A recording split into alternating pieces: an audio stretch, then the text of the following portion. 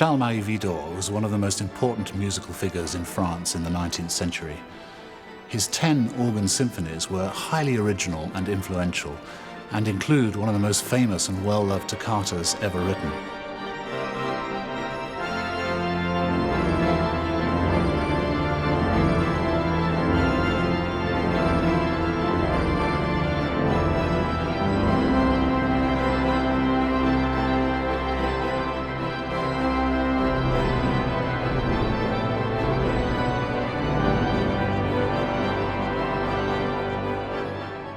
In his time, he was also highly regarded and popular as a composer of ballet, opera, chamber music and symphonies.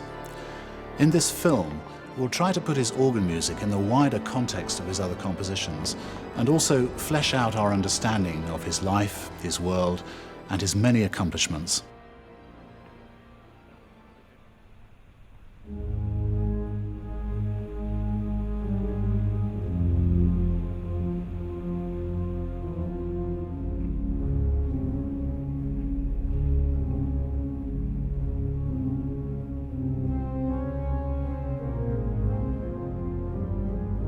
As an old man, Widor said about his profession, he said that he was born in an organ pipe. And I think that's a wonderful self-assessment, that he realized from his earliest childhood that the organ was going to be his life. And his grandfather had been an organ builder, an employee in the Callanet firm, as was his father. And so he had the organ around him throughout his life. His father put him in front of the keyboards at Saint-François-de-Sales in Lyon at the age of 4 and instilled in him this great love of the organ.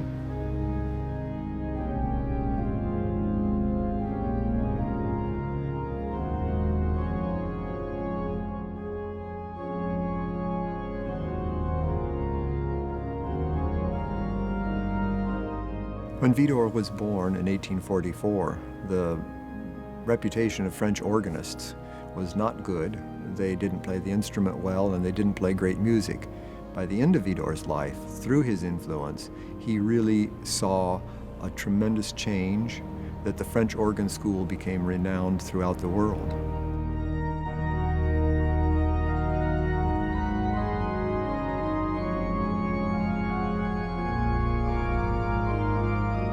Overall, if we look at just the organ music of Widor, we see tremendous exploitation of new resources. He starts in deeply rooted classical traditions. He moves up through large romantic works, the middle Opus 42 symphonies, and then yet forges new territory into the last 2 symphonies with the use of Gregorian melody and more modern harmonies. It's really quite amazing to think of the late Widor works as juxtaposed to the early ones, because he's really quite a different composer. And I think that says something wonderful about any composer when you see that they never stagnate. And I don't think Widor ever stagnated. He might have been considered conservative in some respects, but that window is continually opening into a larger display of expression and innovation.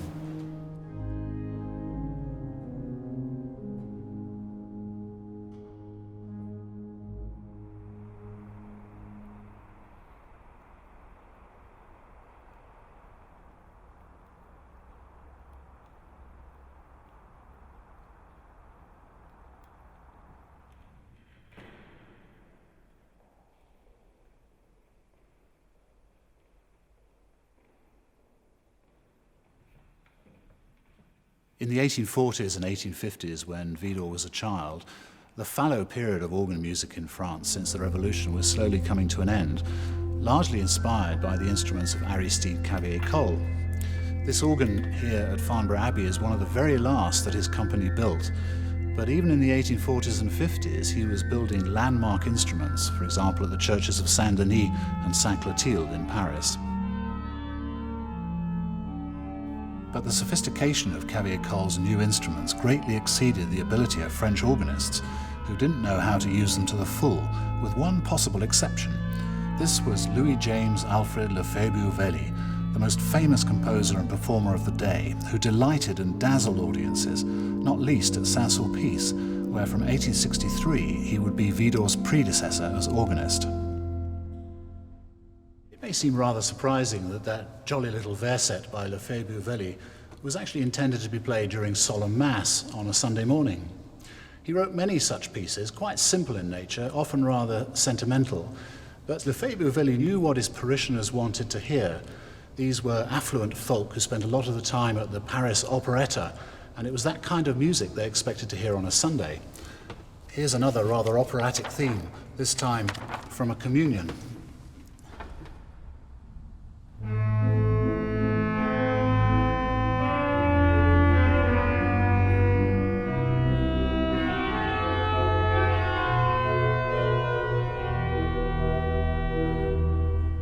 These pieces may have been simple, but they were certainly well written, and Lefebvre-Velli knew what he was doing when it came to composition, and he was perfectly capable of writing something a little more stirring for the sortie at the end on full organ as everybody left the church.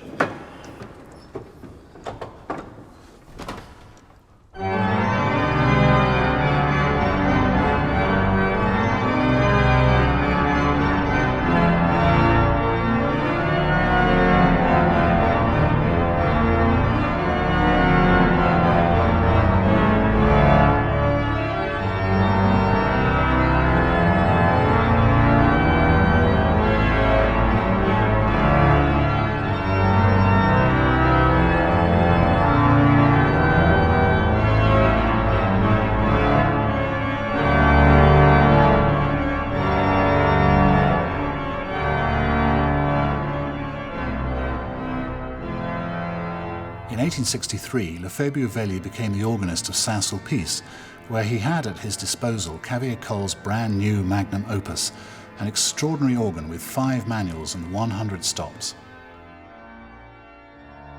Cavaillé-Coll has finished his great instrument here, and he really did want this instrument to be an instrument for a very large repertoire, and especially to be able to play the music by Johann Sebastian Bach.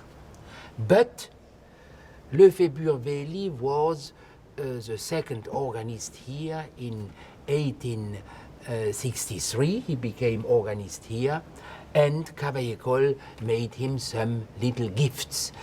For instance, this machine de grêle here.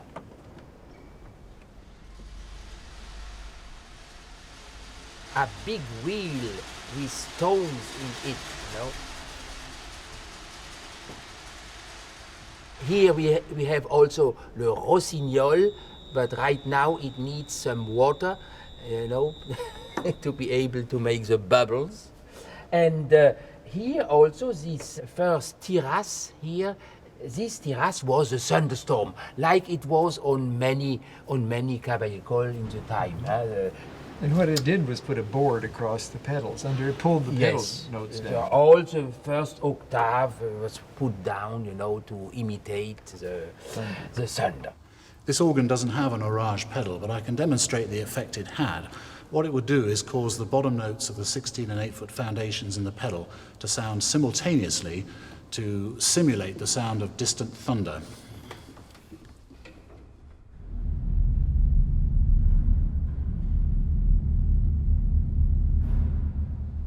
But when Charles-Marie Widor arrives here in 1870, he just hated this kind of things. So he is disconnecting this Hale machine, and he is very happy in 1903 when there are some little repairs of the organ to disconnect also this machine d'orage, and this first pedal becomes then Tiras Grand Chœur.